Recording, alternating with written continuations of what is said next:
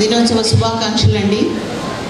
ప్రేమతోని ఆహ్వానించిన అందరూ కూడా గౌరవించి చేసిన పెద్దలకు, మరి మా ప్రొఫెషన్ నుండి వచ్చిన అతిరథ మహారాజులకు, మరి ఈ మంచిర్యాల జిల్లా వ్యాప్తంగా ఉన్న ప్రముఖులందరికీ మా హృదయపూర్వక ఆహ్వానాలు తెలియజేస్తున్నాం.